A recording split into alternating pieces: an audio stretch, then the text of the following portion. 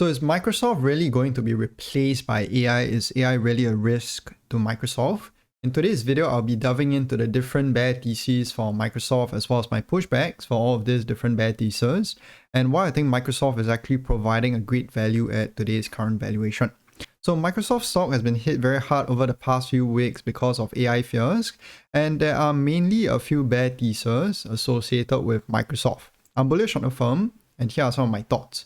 So Microsoft has a few different business lines. You have your business and productivity suite, which is your Microsoft 365, your LinkedIn.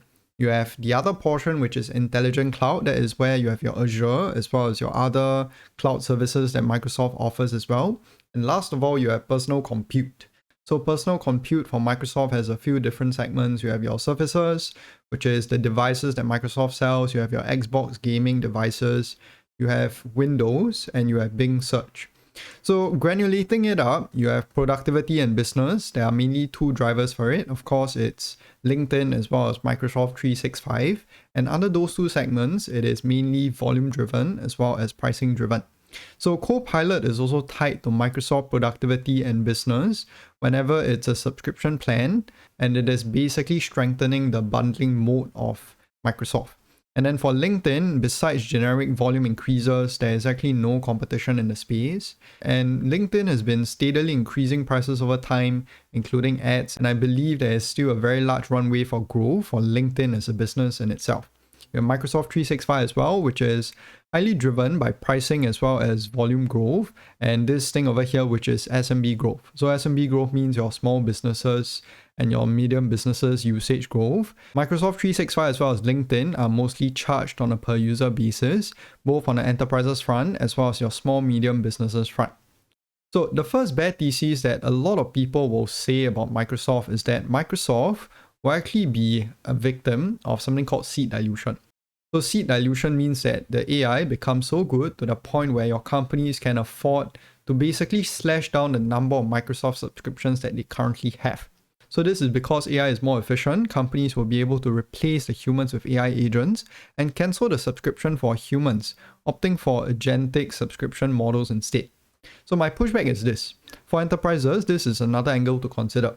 So if AI can replace humans, what that means is that it will be more economically viable for those companies to spend on AI agents rather than to spend on humans, because humans you have to pay for the salary besides the Microsoft 365 subscription. If they can replace it with an agent that is $2,000 a year, regardless of how much Microsoft charges on that AI agent itself, it is still significantly lesser than the human that they employ. So this is some sort of a win-win situation for both Microsoft as well as the enterprise, because human capital, as we said over here, is a lot more expensive relative to agents. By the way, this will be released on our Substack, so feel free to check it out if you're interested. So Microsoft's agents are currently priced at around $200 a month for a pack of credits, which is your fully autonomous AI agents that will provide you with 25,000 credits.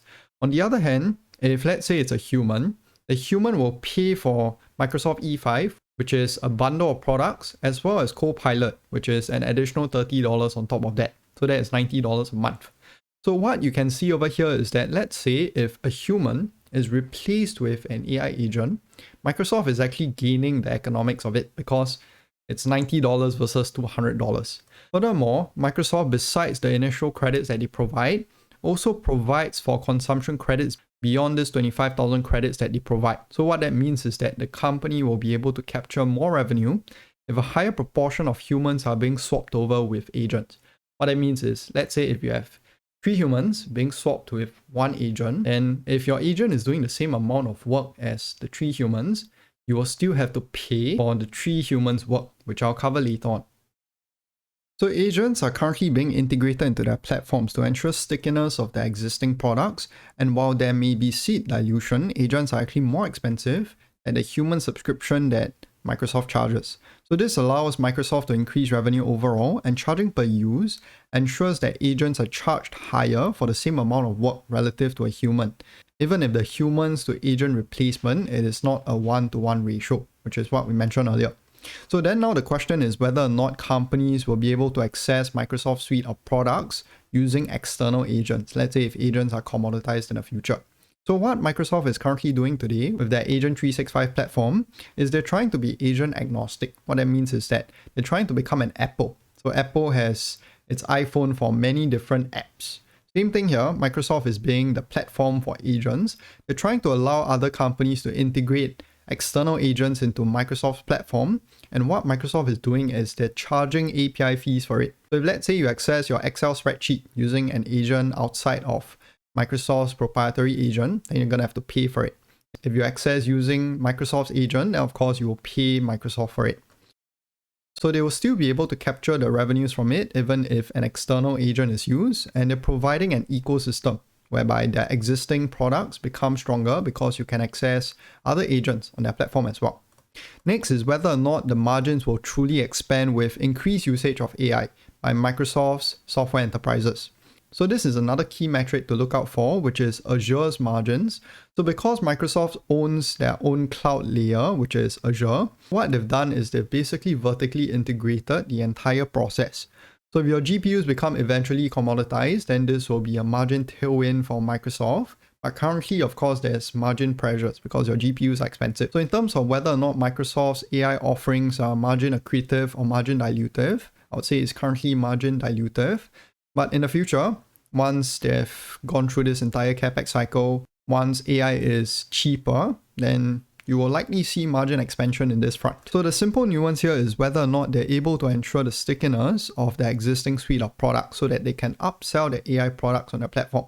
So my thesis now is contingent on number one, Microsoft is able to capture better economics even if enterprises switch over to agents because they're charging a higher price for agents.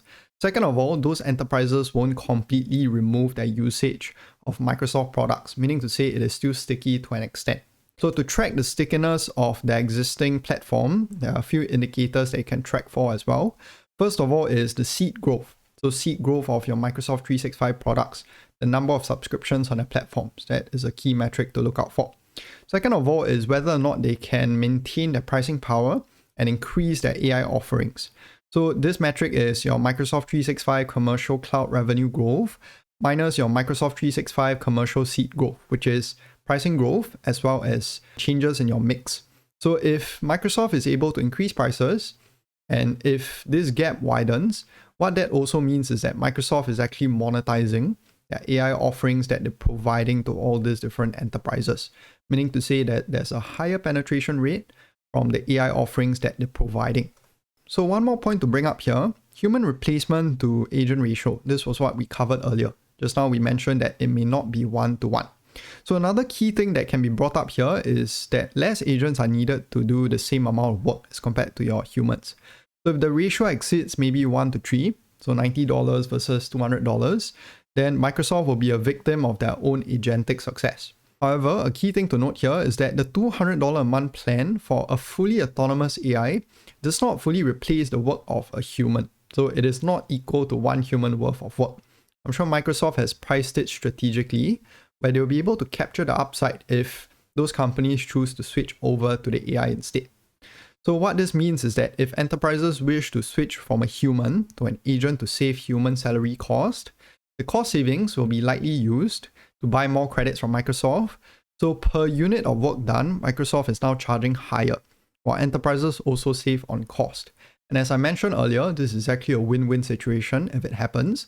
Of course, for the general economy as a whole, if this turns out, then you will see a lot of job loss. You will see white-collar jobs, entry-level jobs being lost. But in the case of Microsoft, this is actually a positive for the firm. The second bad thesis is this argument that Microsoft is extremely reliant on OpenAI because we saw in the recent RPO, the remaining performance obligations, about 45% of their RPO was actually tied to OpenAI. So that brings in the question of whether or not it is concentrated, it is concentration risk. So while that may be true, management has actually acknowledged that the other 55% is extremely diversified. It is growing strongly, it's growing at 28%. And they also said that it is more diversified than their peers. So I would say maybe Google as well as AWS. So OpenAI's existing backlog is likely lower margin as compared to the other portion, the other 55%. So what that means is that the 45% headline number is actually a lot higher than what the bottom line is saying. the bottom line is actually a lot less reliant on OpenAI as compared to what the media is trying to put out today. Why? Because Microsoft is actually providing credits in exchange for equity, and they're recognizing those revenues. So it's not actual cash flows into the firm. So what this means is that majority of Azure's operating profit is actually tied to the companies outside of OpenAI, whereas Microsoft retains the call option on OpenAI should the company expand and grow from here on out. So Microsoft's reliance in terms of backlog is far less than what the headline suggests. So adding on to this, Microsoft has the right to use OpenAI models all the way until 2032. So this is a contractual obligation that OpenAI will provide Microsoft with the ability to use their models. And what they've been doing as well is they've been using OpenAI models to try and train their own internal models as well, which is their MAI. So this allows them to basically eliminate the risk of having to do trial and error, having to buy a ton of GPU just to build up their LLM instead of building out their cloud service. This is what Gemini has been doing. This is what Meta, this is what Amazon has been doing as well. So other companies will have to bear the cost of training their LLMs, whereas Microsoft is just some sort of a holding company that will not bear the risk of the cost associated with building up and creating this LLM. So Microsoft in a way is spending money by providing OpenAI with credits. While that is true, providing Azure credits is actually costing Microsoft money as well because they have to pay for the electricity and so on. This is likely a lot lesser than building out a full suite of LLM. So this reduces the risk of Microsoft needing to do trial and error, as we mentioned earlier. And the capex to revenue ratio as compared to the peers is a lot lower. So Meta is, I believe, at 40%. Google is close to that as well. Microsoft is currently still in the 30s. So the last portion is with regards to Microsoft's valuation and why I think it's attractive today. So for Microsoft's valuation, if you're to do a sum of the parts, this is what I got. So assuming a 15 times operating income for their business and productivity suite, as well as personal compute, 15 times for both, as well as a 25 times for their intelligent cloud service, which is their Azure platform, Microsoft's sum of the parts enterprise value today is around $2.6 trillion. This is on conservative estimate. So I did comms with Adobe as well as Google Search. Then I did comms over here with AWS as well as GCP. This can be seen as some sort of a flaw. The valuation today is around a $3 trillion market cap. So you have a 10% downside from here based on this sum of the parts. So I think Microsoft is providing a decent opportunity today. Of course, there are risks with their capex investments, but with regards to the AI risk, I think it is something that's overblown. If you look into the numbers, if you delve into how they're actually monetizing this AI, the risk is overstated by whatever is being put out there. I hope you guys have found this video useful. Feel free to check out the Substack. It's the link in the description, and I'll see you soon.